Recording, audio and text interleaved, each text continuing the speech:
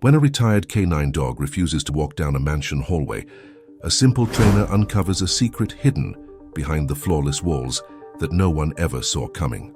The wrought iron gate opened slowly, revealing an avenue lined with royal palm trees that led to the imposing Wilson mansion. Emily Parker took a deep breath, adjusting the strap of her canine equipment bag on her shoulder while observing the property that would be her workplace for the next few months. At 32, she had worked with various dogs, but never in such a grand environment as this one. Impressive, she murmured to herself, walking along the pathway paved with cobblestones. The gardens were too perfect, each shrub trimmed with millimetric precision, each flower positioned as if part of a magazine setting. There was something almost artificial about that perfection that subtly bothered her. The doorbell echoed melodiously through the interior of the house, and in a few seconds the door was opened by a middle-aged woman, grey hair tied in an impeccable bun and a formal smile on her face. "You must be Emily Parker," said the woman, extending her hand. "I'm Martha, the family's housekeeper. The Wilsons are waiting for you in the living room." Emily was led through an entrance hall that looked more like the lobby of a five-star hotel. Italian marble on the floor, a crystal chandelier that defied gravity, and paintings that were clearly not reproductions adorned the walls. "Emily, what a pleasure to meet you in person," exclaimed Catherine Wilson, rising gracefully from an Italian leather sofa. The woman radiated elegance, from her designer dress to the discreet but valuable jewelry she wore. "Richard has told me so much about your work. They say you're one of the best therapy dog trainers in the state." "Thank you, Mrs. Wilson. I'm honored by your trust," replied Emily, accepting Catherine's firm handshake. "Where is Thor? I'd like to meet him as soon as possible." "Ah, yes, our dear Thor," sighed Catherine, and Emily noticed a slight change in her expression. "He's in the kennel at the back. You need to understand, Emily, Thor is not the same dog as before. Since he retired from the police force, he's been showing some strange behaviors." Richard Wilson entered the room at that moment, wearing an expensive suit and carrying the imposing presence of someone accustomed to command. "Emily, welcome to our home. We hope you can help Thor readjust to civilian life. The animal has been agitated lately." "Agitated how?" asked Emily, already in her professional mode. "He growls without apparent reason, refuses to enter certain areas of the house, barks during the night," explained Catherine, wringing her hands. "We think it might be trauma from police work. I know how these working dogs are. Intense." Emily nodded, but something in the way the couple talked about Thor sparked her curiosity. There was an underlying tension, as if they were omitting important information. "I'd like to see him now, if possible," said Emily. "The sooner we start working, the better it will be for him." Of course," agreed Richard, gesturing for Martha to accompany them. "Martha will take you to the kennel. We'll be here when you finish your first assessment." The kennel was located in an isolated area of the gardens, far from the main house. Thor was truly a magnificent animal, a German shepherd with an athletic build, dense coat and intelligent eyes that seemed to see far beyond what they showed. When Emily approached, the dog showed no aggression, but there was evident tension in his posture. "Hi, Thor," said Emily in a low, soft voice, extending her closed hand for him to sniff. "I came here to be your friend. How about we take a walk?" The dog studied her for a few seconds before approaching cautiously. Emily smiled. This was always the first test. Thor seemed to accept her presence, but there was something in his eyes, a kind of constant alertness that she couldn't decipher. "Martha," called Emily, "how long has Thor been exhibiting these strange behaviors?" The housekeeper hesitated, looking nervously toward the house. "A few months, Mum, but, well, he's always been a peculiar dog since he arrived here." "Peculiar in what sense?" "He has places he doesn't like to go inside the house, especially the back hallway. He gets very nervous when he needs to pass through there." Emily made a mental note. Localized phobias in dogs usually had specific causes, traumas, persistent smells, or memories associated with negative experiences. "Could you show me this hallway later?" asked Emily. Martha seemed even more uncomfortable. I don't know if the masters would like that. It's a more private area of the house.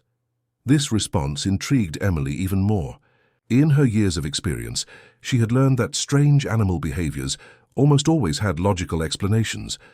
Thor was trying to communicate something, and she was determined to find out what. After an hour observing and interacting with Thor, Emily returned to the living room where the Wilsons awaited her with expectation. "So, what's your initial diagnosis?" asked Catherine, serving tea in fine porcelain cups. "Thor is a well-balanced dog, but clearly stressed by something specific in this house," Emily responded diplomatically.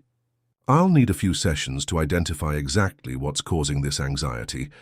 I'd also like to see all the rooms of the house to understand the environment he lives in."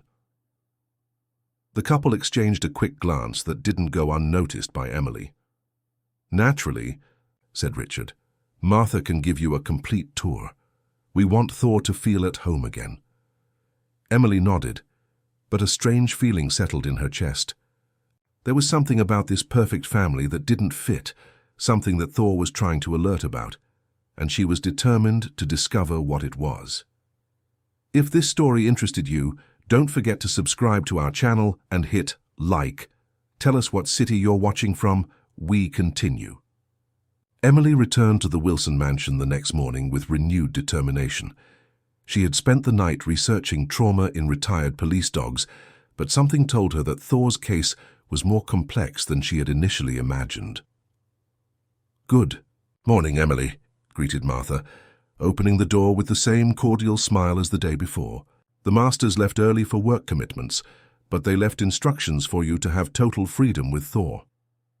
"Perfect," replied Emily, carefully observing the housekeeper's expression. "And about the house tour I mentioned yesterday?" Martha hesitated for a moment. "Of course I can show you the house, but perhaps it's better to start with the areas where Thor tends to be more comfortable." Emily agreed, but her curiosity about the back hallway only grew.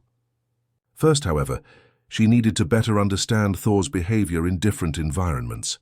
"Let's get Thor and start working," said Emily, following Martha toward the kennel. The German shepherd showed joy at seeing Emily, wagging his tail and approaching with more confidence than the day before. She attached the leash and they began walking around the property. "How about we go inside the house, Thor?" asked Emily softly, heading toward the main entrance. The dog followed her without hesitation through the entrance hall, remaining calm and alert. Emily observed each reaction, each ear movement, each change in body posture. In the first rooms, living room, dining room, kitchen, Thor behaved normally, exploring the environments with typical canine curiosity. "He seems quite calm," commented Martha, who accompanied them a few steps behind. "Yes, nothing abnormal so far," agreed Emily. "How about we show him the bedrooms?" They climbed the main staircase, a work of art in marble and fine wood. Thor remained calm, but Emily noticed that the dog had begun to sniff the air more intensely, as if catching something specific. "This is the master bedroom of Mr. and Mrs. Wilson," indicated Martha, opening a door that revealed a luxurious suite. Thor entered without problems, but Emily noticed that his ears were more alert. "And the children's rooms?" asked Emily. "Ah, Tyler has class in the morning," explained Martha quickly. "And Lily? Well, she has her own spaces." Emily frowned. "Her own spaces? Doesn't she sleep here on the second floor?" "It's complicated," murmured Martha, avoiding Emily's gaze. "The girl has special needs. The masters thought it better to adapt a more suitable environment for her." "I see," said Emily, but she didn't understand anything. In her experience with her autistic brother, she knew that children on the spectrum benefited from family integration, not isolation. "I'd like to see these spaces if possible. Thor might react well to the presence of children." Martha seemed genuinely distressed.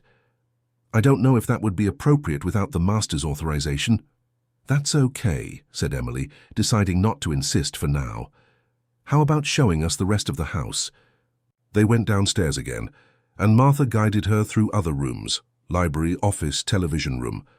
Thor remained alert but cooperative until they reached a narrower hallway at the back of the house. Immediately, Thor's posture changed. Drastically. The dog stopped abruptly, ears erect, body tense. A low growl began to emanate from his throat, and he backed up a few steps. "It's here," murmured Martha. "It's always like this when we try to bring him to this side of the house." Emily crouched beside Thor, stroking his neck to calm him. "What's in this hallway, Thor? What are you feeling?" The dog remained fixed toward the end of the hallway, body rigid as if in police work mode. Emily looked carefully to where Thor was directing his gaze and noticed something that intrigued her. One of the walls seemed slightly different from the others. The paint was an almost imperceptibly lighter shade and the baseboard looked newer. "Martha, was this hallway recently renovated?" asked Emily, feigning naturalness. I can't say. It's not my area of responsibility," replied the housekeeper, clearly uncomfortable. Emily stood up and walked a few steps down the hallway, observing every detail.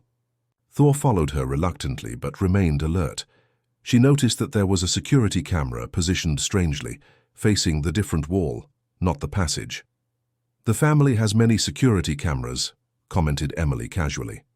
"Security is important," replied Martha evasively, "especially with Mr. Richards' position in business." Emily nodded but continued observing. There was definitely something peculiar about that hallway, and Thor obviously felt it too. The dog was still trembling slightly, even after they moved a few meters away. "I think that's enough for today," said Emily, deciding not to press further. "Thor is clearly stressed by this area. Let's go back outside." They returned to the garden where Thor immediately relaxed, returning to his normal posture. Emily took the opportunity to make some notes in her professional notebook, but her observations went beyond canine behavior. "Martha," said Emily as she prepared to leave, "have you worked here long?" 15 years, replied the housekeeper. "And has it always been like this? I mean, has the family always been so reserved about certain areas of the house?" Martha looked nervously at the windows of the mansion. "Rich families have their habits, Miss Emily.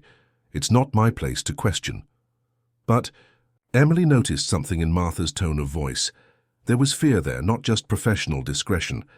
The housekeeper knew something she wasn't saying. "Martha," Emily lowered her voice, "if there's anything you think I should know about Thor, about what makes him anxious, you can tell me. I'm here to help." The older woman looked her in the eyes for a long moment as if weighing her words. "Be careful, Emily," she finally whispered. "Some things are better left alone." Before Emily could respond, Martha quickly moved away toward the house, leaving her alone in the garden with more questions than answers. As she walked to her car, Emily felt a strange sensation of being watched. She looked at the windows of the mansion, and for a brief moment thought she saw the movement of a curtain on the second floor, but when she looked again there was nothing. Her professional and womanly intuition told her that Thor wasn't the only one who needed help in that house. Emily couldn't get the Wilson mansion out of her head all night. Martha's words of warning echoed in her mind, as did the image of Thor paralyzed with fear in the back hallway. Something was wrong in that house, and she was determined to discover what. The next morning, she arrived earlier than usual. The garden was still covered with morning dew when she parked near the back gate, a less visible entrance she had discovered the day before. "Thor, my friend, today we're going to discover what bothers you so much," she murmured as she walked toward the kennel. The German shepherd greeted her with enthusiasm, but Emily noticed that he was already showing signs of anxiety even before they approached the house. His ears were alert, his body slightly tense, like a soldier preparing for a dangerous mission. "We'll go slowly today," said Emily, attaching the leash. "You're going to show me exactly what's happening." This time she decided to approach the back hallway differently. Instead of entering through the main house, she circled the building until she found a window that looked into that hallway. Through the glass she could observe the environment without pressuring Thor. What she saw intrigued her even more. There were marks on the floor, as if heavy furniture had been moved recently. On the wall that seemed renovated, she noticed small holes that had been covered with putty, as if pictures or shelves had been removed. "Thor here," she called softly. The dog approached the window, and immediately his posture changed. He began to sniff the glass intensely, whimpering softly, a vocalization that Emily recognized as distress. "What are you feeling, boy? What happened here?" Suddenly, Thor moved away from the window and began to dig frantically near an ornamental tree. Emily tried to contain him, but the dog was determined. His paws moved the damp earth with urgency, as if looking for something specific. "Thor, stop! What are you doing?" Then she saw it, partially buried under the dark soil, a small, colorful object. Emily bent down and carefully removed it from the ground.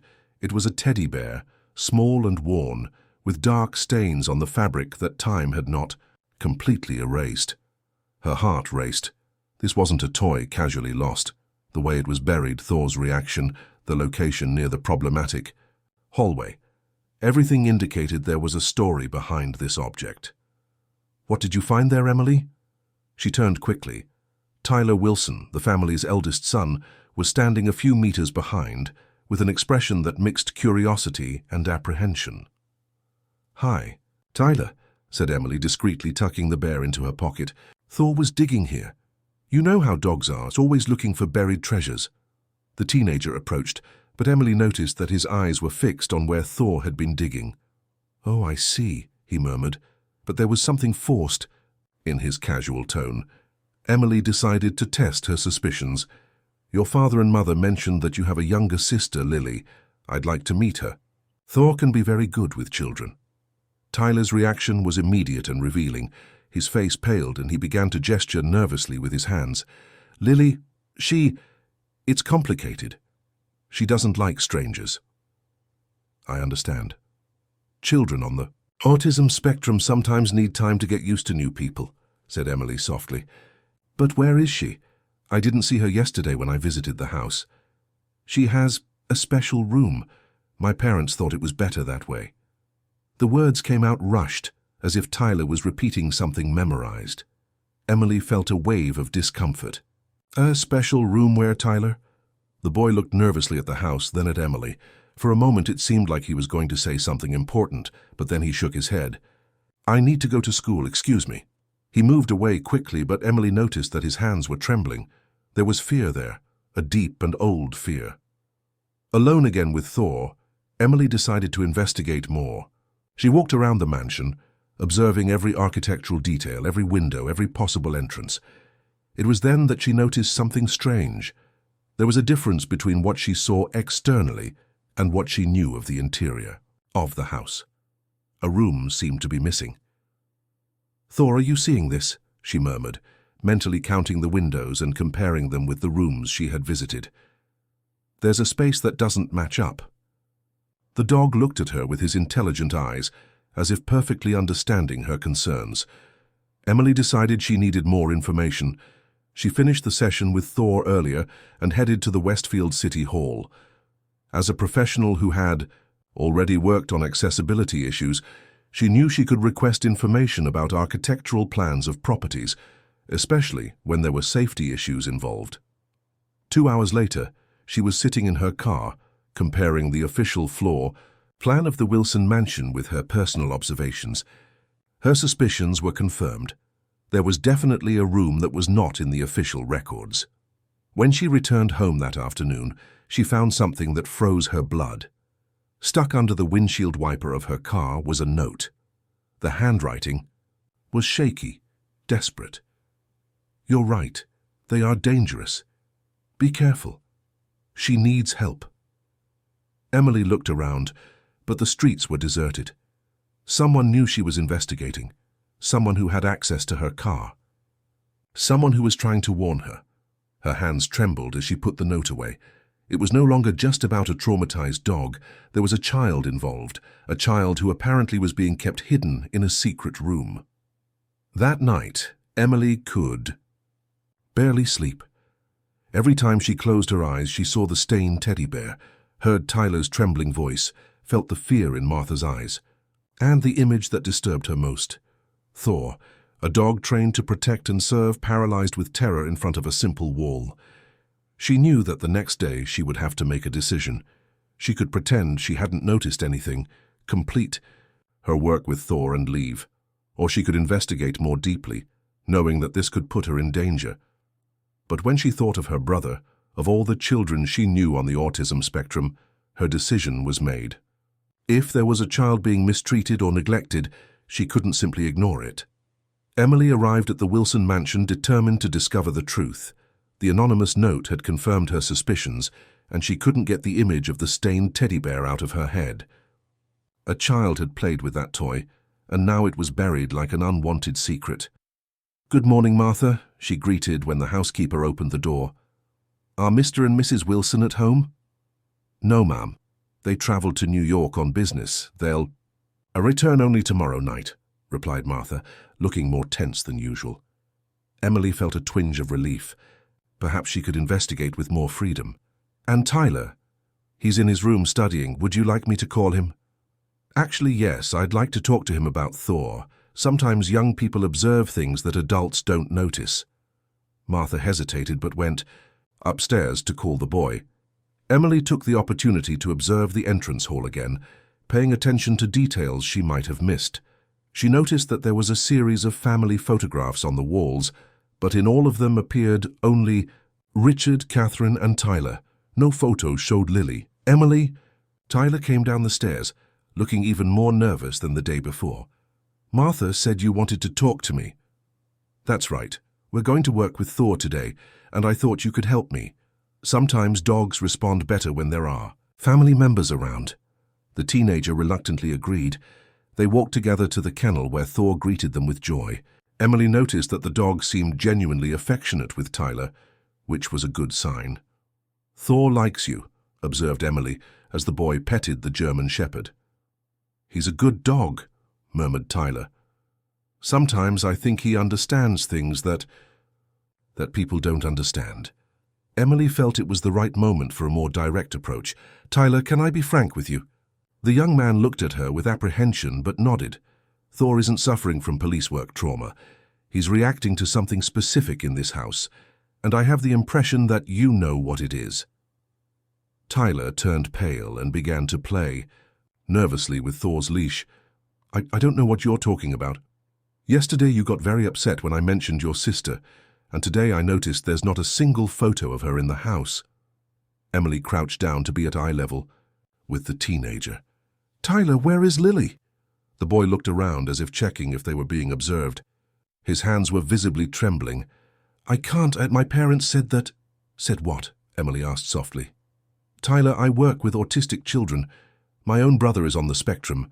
I know there are appropriate ways to care for these children, and hiding them isn't one of them."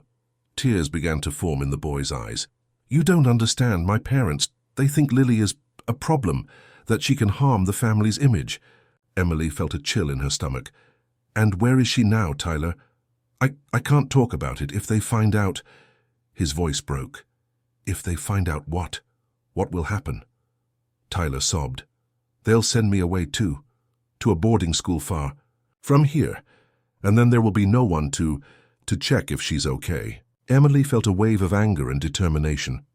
"Tyler, listen to me carefully. You're not alone in this. If your sister is being kept in inadequate conditions, this needs to be resolved, and you won't be punished for doing the right thing." "But my parents are powerful," whispered the boy. "They know police chiefs, judges, important people. Who's going to believe us?" "Truth always finds a way," said Emily firmly. "But I need to know where she is. Thor can help me confirm if she's all right." Tyler looked at Thor, who was sitting patiently between them, as if he understood the gravity of the conversation. She stays in a room in the basement, behind a hidden door." The pieces of the puzzle began to fit together in Emily's mind. "The back hallway," she murmured. "That's why Thor gets so agitated." "He can smell her," confirmed Tyler, tears now flowing freely. "Sometimes I take him there at night when my parents are sleeping. Lily likes him. It's one of the few times she smiles." Emily put her arm around the teenager's shoulders. "You've been very brave, taking care of her alone. But now we're going to handle this together. I need to see where she is. I can't, if the motion sensors detect—" "What sensors?" Tyler sniffled. "They installed cameras and sensors everywhere. especially near her room. They say it's for security, but I know it's to control who approaches. Emily thought quickly. What if we temporarily disable the system? I wouldn't know how to do that. But I can figure it out, said Emily, remembering her experience with security systems from other clients. Tyler, do you trust me? The boy looked her in the eyes, and for the first time since she arrived, Emily saw hope there. Yes, he whispered. I trust you. Then let's plan this carefully. First, I need to understand exactly how the security system works. Then we'll find a way to reach your sister without being detected. Thor, as if sensing the change in the conversation's climate, stood up and pressed his muzzle against Tyler's hand, offering silent comfort. There's one more thing, said Tyler hesitantly. Martha, she knows everything. Sometimes she takes food to Lily, changes her clothes, but she's very afraid of my parents. Emily nodded. She was beginning to understand the complex network of silence and fear that maintained that situation. We'll talk to her too. The more people on our side, the better. As they walked back to the house, Emily felt the weight of responsibility on her shoulders. It was no longer just about helping a traumatized dog. She was about to expose an abusive situation that could destroy a powerful family and, hopefully, free an innocent child. Thor walked beside her, alert but calm, as if he knew that finally someone was willing to listen to what he had been trying to communicate for so long. If this story interested you, don't forget to subscribe to our channel and hit like. Tell us what city you're watching from. We continue. Emily returned to the mansion that same afternoon, after researching residential security systems and developing a plan. She found Tyler anxiously waiting in the garden beside Thor. Did you find out anything about the cameras? Asked the teenager in a low voice. Yes, replied Emily, showing her smartphone. I researched the model you have here. It's possible to cause temporary interference without permanently damaging the system. Tyler seemed relieved. And how are we going to do that? With this, Emily took a small device from her bag. It's a radio frequency emitter I use for remote dog training. If I adjust to the correct frequency, it can cause interference in the cameras for a few minutes. And the motion sensors. Those are more complicated, but I discovered that during electrical storms, they tend to malfunction. And from what I see in the sky, we'll have heavy rain tonight. As if answering Emily's call, a distant thunder rumbled across the darkening sky. Heavy rain clouds were approaching rapidly. It's now or never, murmured Tyler. My parents return early tomorrow. Martha appeared at the back door, signaling for them to approach. Her expression was one of pure terror. I received a call from Mr. Richard, she whispered. They're coming back earlier. They'll arrive in 2 hours. Emily felt her heart accelerate. 2 hours is enough. Martha, will you help us? The housekeeper looked nervously at the house. If they discover I helped you. If we don't help Lily now, we may never have this chance again, said Emily firmly. You know what they're doing to her is wrong. Martha closed her eyes for a moment, as if making a painful decision. All right, but we have to be quick. The first raindrop fell as they entered the house.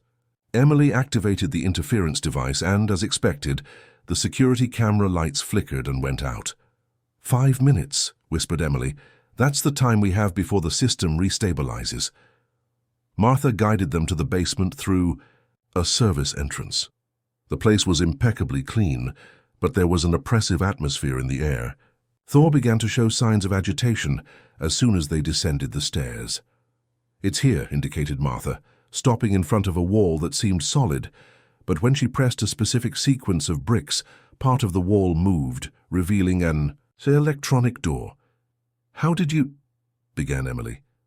15 years working here, replied Martha sadly. I learned all the secrets of this house. The door opened with an almost inaudible sound. On the other side, there was a small corridor that led to another environment. Emily smelled disinfectant, mixed with something she couldn't identify. Lily? Called Tyler softly. It's me, Tyler. I brought Thor and a friend. Thor went ahead. entering the corridor with cautious but determined steps. Emily followed him, her heart beating so hard it seemed to echo off the walls. What she saw at the end of the corridor made her legs almost give way. Lily was sitting on a mattress on the floor of a small windowless room. The girl of approximately 8 years was too thin, pale with disheveled hair. She wore clean but basic clothes and was surrounded by some old toys and children's books. But what shocked Emily most were the child's eyes. Large, frightened eyes. That seemed to have lost hope a long time ago. "Hi, Thor," whispered Lily in a hoarse voice as if she didn't speak frequently. The dog approached her immediately, pressing his muzzle against her small hand. Emily crouched slowly, trying not to frighten the girl. "Hi, Lily. My name is Emily. I'm a friend of Thor and your brother." The child looked at her with cautious curiosity. You came to visit me?" The words hit Emily like a punch to the stomach. The pure hope in the girl's voice, as if a simple visit were an extraordinary gift, revealed the extent of her isolation. "Yes, I came to visit you, and I came to help you," said Emily, struggling to keep her voice steady. "Help how?" asked Lily, petting Thor with mechanical movements that suggested this was one of the few sources of comfort in her life. Emily looked around the room. There was a small television, some books, a tiny bathroom. It looked like a prison disguised as a child's room. "Lily," said Emily gently, "would you like to leave this room? See the garden, no other. Places." The girl's eyes lit up for a moment, but then filled with fear. "Mommy and Daddy said I can't go out, that I'm different, that people won't like me." Emily felt tears burn her eyes. "You're not different in a bad way, Lily. You're special, and there are many people who will like you very much." "Emily," Martha's urgent voice came from the corridor. "We need to go. The system will reactivate." But Emily couldn't move. Being there, seeing that innocent child deprived of freedom, love, and dignity, awakened in her a protective fury she had never felt before. "Lily," she said, taking the girl's small hands, "I promise I'll come back. And when I come back, we'll leave here together. Do you want that?" The child nodded vigorously, tears running down her pale cheeks. "Do you really promise?" "I promise," said Emily, kissing the girl's forehead. "Thor and Tyler are witnesses to my promise." When they left the secret room, Emily carried more than indignation. She carried a mission. That child would not spend another day in that place. "What are we going to do now?" asked Tyler as soon as they were back in the garden. While the rain began to fall harder, Emily looked at the mansion, then at the stormy sky. "Now we're going to end this once and for all." But the sound of tires at the property entrance cut through the air. The Wilsons had arrived earlier than expected. "Quick," whispered Martha. "Pretend you're finishing training with Thor." Emily took the dog's leash, but her mind was already working on a plan. Richard and Catherine Wilson were about to discover that their carefully constructed lie was crumbling. Emily barely had time to compose herself when Richard and Catherine Wilson appeared at the back door, both wearing elegant raincoats and displeased expressions at having been caught in the storm. "Emily, we didn't expect to find you here so late," said Catherine, but there was something sharp in her tone. "Tyler, what are you doing in the garden in this rain?" I was helping Emily with Thor," stammered the teenager, avoiding his parents' gaze. Richard observed the scene with calculating eyes. Emily felt he was evaluating every detail, her slightly wet clothes, Tyler's nervousness, Martha's tense posture. "What admirable dedication," said Richard, but his voice carried suspicion. "Tyler, most professionals wouldn't work in the rain." "Dogs like Thor need consistency in training," replied Emily, forcing naturalness. "A little rain doesn't bother them." Thor, as if sensing the tension in the air, positioned himself beside Emily in a slightly protective posture that didn't go unnoticed by Richard. "Interesting," murmured the businessman. "Thor seems to have developed a strong bond with you. I hope that doesn't interfere with your objective work." There was a subtle threat in those words. Emily forced herself to smile. "On the contrary, Mr. Wilson, trust is essential for progress." Speaking of progress, Catherine approached. How is his behavior regarding the problematic areas of the house? Emily felt her heart quicken. We're still working on that. Some traumas take time to overcome. Traumas, repeated Richard, and Emily noticed there was a mocking tone. Sometimes I wonder if these traumas aren't simply the animal's natural instincts. Natural instincts? Emily couldn't avoid the question. Detection dogs are trained to detect irregularities. Perhaps Thor is simply doing what he was taught to do. The comment sounded like a veiled warning. Emily understood that Richard knew exactly why Thor became agitated in the back hallway. Well, said Catherine with a forced smile, how about we go inside? This rain is getting terrible. As they headed toward the house, Emily noticed that Richard whispered something to Martha, who visibly paled. The housekeeper nodded quickly and moved away to the kitchen. In the living room, Catherine served tea in expensive porcelain, but the atmosphere was charged with tension. Tyler sat in silence, nervously playing with his hands. Emily, said Richard, settling into an armchair that looked more like a throne, we'd like to discuss the progress of your work with Thor. Of course, replied Emily, trying to stay calm. You see, our family values discretion highly. Privacy is essential in our social position. Richard's eyes didn't leave Emily's face. We expect our employees to share these values. I completely understand the importance of professional privacy, said Emily. Good, because, as you might imagine, our family has particularities that we prefer to keep away from the public eye. Catherine leaned forward. We have a special daughter, Lily. She has very specific needs that require specialized care. Emily felt it was time to test how far they would go with their lies. So I'd really like to meet her. I have experience with autistic children. The silence that followed was deafening. Richard and Catherine exchanged a meaningful look. Unfortunately, that won't be possible, said Richard coldly. The doctors recommend that Lily have limited contact with strangers. It's for her own good. Which doctors? Emily couldn't contain herself. The question fell like a bomb in the room. Richard slowly stood up, his posture threatening. Excuse me? His voice was dangerously low. Emily realized she had gone too far, but she couldn't back down now.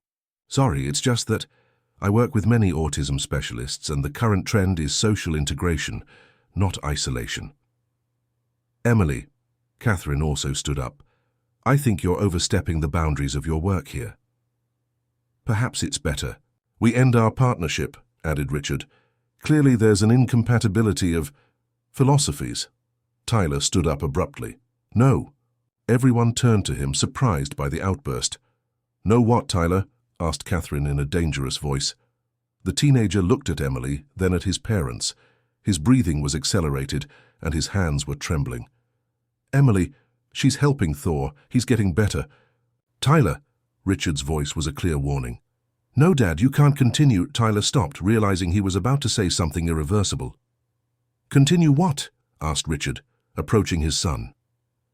Emily saw the terror in the boy's eyes and made a decision. Mr. Wilson, perhaps we could discuss this more calmly tomorrow. The rain is very heavy and we're all tense. But Richard didn't take his eyes off Tyler. My son was about to say something important. Tyler, continue what? The boy looked desperately at Emily, who nodded encouragingly.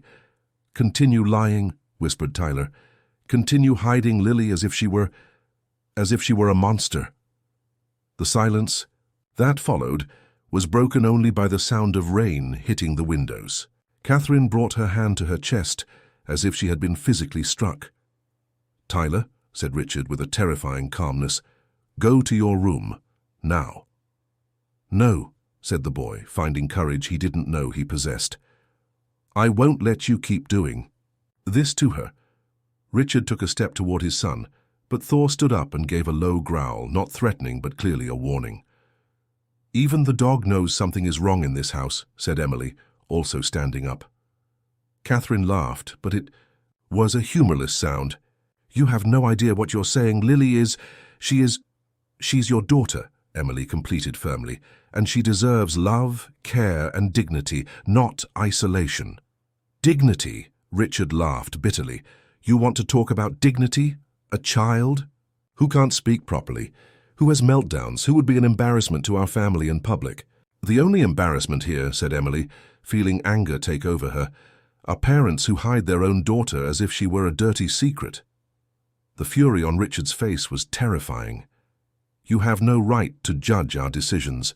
You don't know what it's like to carry this burden. Burden? Emily could hardly believe what she was hearing. Your daughter is a human being, not a burden. It was then that the sound of breaking glass echoed through the house. Everyone turned toward the noise, which seemed to have come from the basement. Martha appeared in the doorway, her face white with terror. Mr. Richard, I think Lily got out of her room. Chaos ensued in the Wilson mansion. Richard ran to the security system, activating all cameras and sensors, while Catherine shouted contradictory orders to Martha. Emily took advantage of the confusion to follow Thor, who had dashed toward the basement as soon as he heard the sound of breaking glass. "Lily!" shouted Tyler, running after Emily. "She must be scared." In the basement, they found the secret. Room door wide open and glass from a small lamp scattered across the floor. There were wet footprints. Apparently, Lily had managed to escape during the security system interference and was lost in the house. "How did she get out?" gasped Catherine, reaching the basement. "The door has an electronic lock." "The electrical interferences during the storm," Martha quickly explained. "The system must have automatically unlocked for safety." Emily followed Thor, who was sniffing the air with determination. The dog went up the stairs and headed toward the back of the house, to an area Emily didn't know, a sort of winter garden with large glass windows. That's where they found Lily. The girl was crouched in a corner, hugging the teddy bear that Emily had found buried. She was wet from the rain, shivering, and her eyes showed pure terror. When she saw the adults approaching, she tried to hide behind a large pot. "Lily, darling," Catherine approached with a forced smile. "Are you okay? Let's go back to your room." "No," cried the girl with a voice that broke Emily's heart. "I don't want to go back there. I want to stay here where there's light." Emily approached slowly, ignoring Richard's furious looks. "Hi, Lily. Remember me? I'm Emily, Thor's friend." The girl looked at her, and gradually her terror transformed into hope. You came back. You said you would come back." "Yes, I came back, and this time I won't leave without you." "Emily," Richard's voice was a contained roar, "you're interfering in family matters that don't concern you." "Family matters," Emily turned to him, all her accumulated indignation exploding. "Keeping a child prisoner isn't a family matter, it's a crime." "Crime?" Catherine laughed hysterically. "We take care of her. She has food, clean clothes, entertainment." "She has prison," retorted Emily. "An 8-year-old child who doesn't know the son, who has no friends, who thinks she's a monster because her own parents treat her that way." Lily began to cry, a low, broken sound that broke the hearts of everyone present, except her parents. "She can't behave in public," said Richard coldly. "She has meltdowns, makes noise, doesn't obey. She would be an embarrassment." "Embarrassment to whom?" Emily picked Lily up, and the girl desperately clung to her. "To you or to her?" "To our family," exploded Catherine. "You don't understand the position we occupy in society, the expectations, the responsibilities." "Your responsibilities are to your daughter," Emily was shouting now, years of frustration with people who didn't understand special children coming out all at once, not to the opinion of strangers. It was then that Martha did something unexpected. The housekeeper, who had remained silent, walked to a cabinet in the winter garden and removed a box. "Enough," she said, her voice trembling. "I can't take it anymore." "Martha," warned Richard, "remember your position here." "My position?" The older woman laughed bitterly. "My position has been as an accomplice to something terrible for 15 years. She opened the box, revealing photographs, medical documents, and reports. "Do you know what these photos are?" asked Martha, spreading some on a table. "They're photos of Lily when she was 3 years old. Photos of her playing in the garden, laughing, interacting with other children." Emily looked at the photos and felt her heart tighten. It was the same child, but completely different. Bright eyes, open smile, confident posture. And these, continued Martha, holding some papers, are reports from therapists who recommended social integration, special school, community activities. All ignored. Martha! Catherine's voice was a dangerous warning. No, Mrs. Catherine. 15 years watching this child wither, seeing her lose joy, confidence, hope. I can't anymore. Richard tried to grab the documents, but Tyler stood in his way. Let her speak, Dad. For the first time, someone is telling the truth in this house. The truth, said Martha, tears running down her aged face, is that Lily was a normal child, just with some particularities.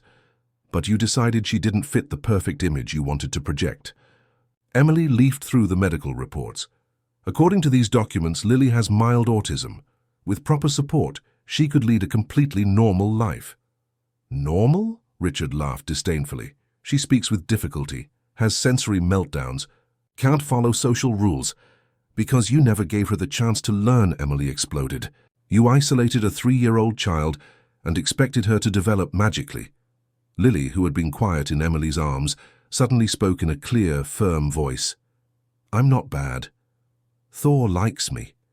Emily likes me. Her words fell like bombs in the silence that followed. You're not bad, my love, said Emily, hugging her tighter. You're wonderful, and many people will like you when they have the chance to meet you. Catherine approached, extending her arms. Lily, come to Mommy. Let's go home. This is my... Home? Shouted the girl, surprising everyone with her vehemence. I want to stay here with the light, with the plants, with Thor. It was then that Thor, who had remained quiet, approached Lily and, for the first time since Emily had met him, the dog smiled, really smiled, with his tongue out and bright eyes. See, said Lily, petting Thor. He smiled. He's happy when he's not afraid. Emily looked at Thor, then at the girl, and suddenly everything made sense. Thor wasn't traumatized by police work, she said slowly. He was traumatized because he could sense Lily's suffering, but couldn't help.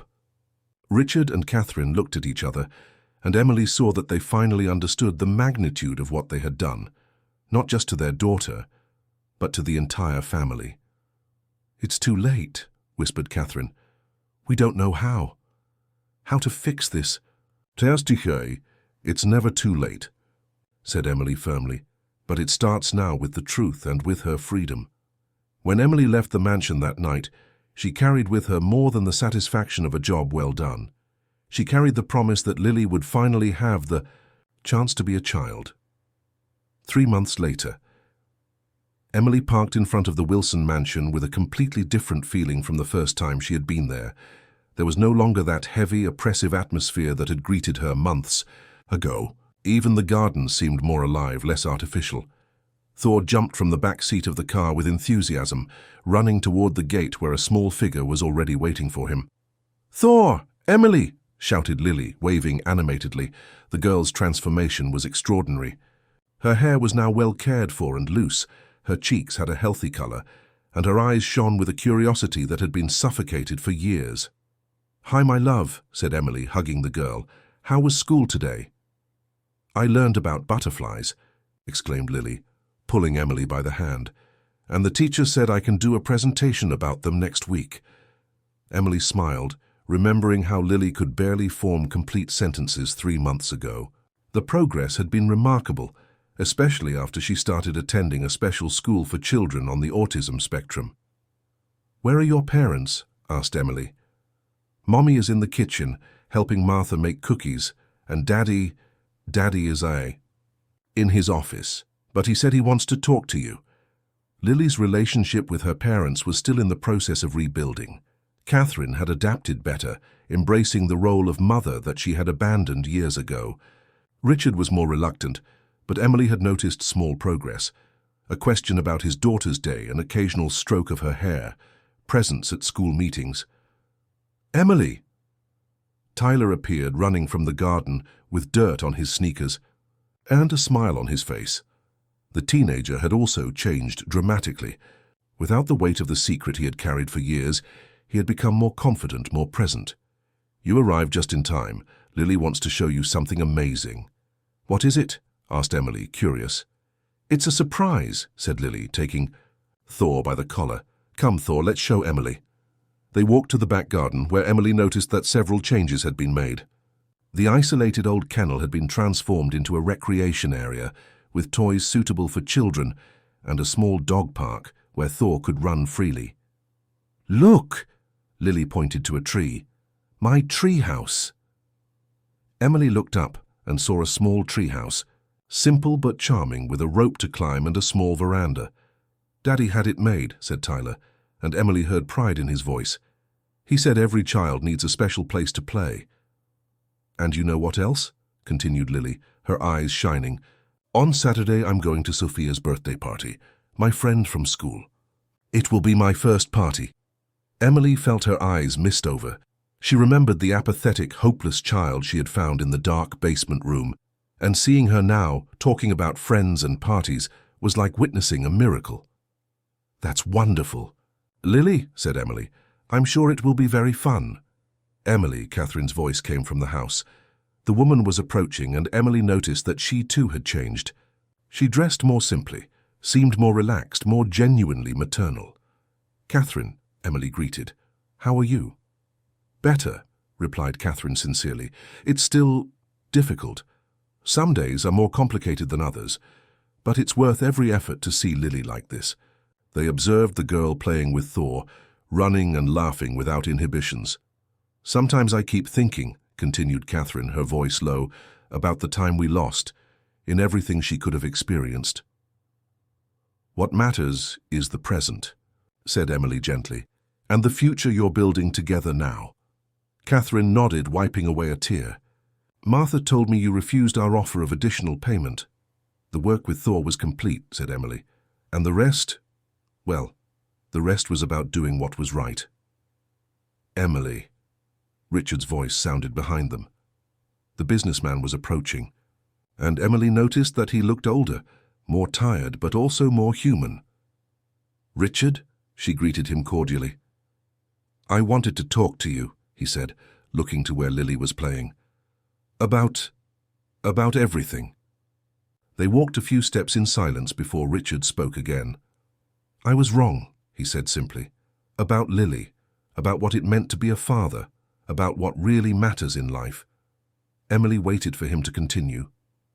"I spent so much time worried about image, about what people would think, that I forgot my daughter is a person, not a reflection of my reputation." "It's a learning process," said Emily. "The important thing is that you're changing." "She asked me yesterday if I love her," said Richard, his voice breaking. "It was the first time she asked me that question, and I realized it was the first time she felt she could ask." Emily saw tears in the eyes of the man, who months ago referred to his own daughter as a burden. "And what did you answer?" asked Emily. "I said yes, and that I was learning to demonstrate it better." He stopped and looked at Emily. "Thank you for not giving up, for forcing the truth to come to light." Emily nodded. "How is Thor?" she asked, changing the subject to something lighter. Richard smiled, the first genuine smile Emily had seen from him. Transformed. "It's like he's become a puppy again. He plays, runs, seems happy." "He was suffering along with Lily," explained Emily. "Dogs are empathetic by nature. Now that she's well, he is too." They returned to where the children were playing. Martha had joined the group, serving lemonade and cookies, smiling in a way Emily had never seen before. "Martha is different too," commented Richard. "Lighter. I think we were all carrying a weight we didn't realize." "Emily," Lily ran to her. "Do you want to climb into my treehouse? I can show you my butterfly drawing." "Of course," replied Emily, being pulled by the small, energetic hand. As she climbed the tree with Lily, listening to her plans for the birthday party and her dreams of maybe one day having her own dog like Thor, Emily reflected on how a situation that had begun as a simple training job had transformed into something much larger. When she came down from the tree, she found the whole family gathered in the garden, Catherine organizing Lily's toys, Tyler teaching new tricks to Thor, Richard observing everything with a proud smile, and Martha serving tea for everyone. It was a family. Not perfect still, with much work ahead, but finally a real family. "Emily," said Lily, pulling her blouse, "are you coming to my birthday party next month?" "There will be chocolate cake." "I wouldn't miss it for anything," replied Emily, hugging the girl. As she said goodbye and walked to her car, Emily heard Thor barking happily in the garden, a sound completely different from the distressed growls of months ago. It was the sound of happiness, of freedom, of family reunited. Sometimes, thought Emily, the greatest miracles happen when we simply decide to open our eyes to what is right in front of us and have the courage to do what is right. In the back seat of the car, Emily carefully kept the drawing that Lily had given her, a family of colorful butterflies flying toward the sun. It was perfect. If this story interested you, don't forget to subscribe to our channel and hit like.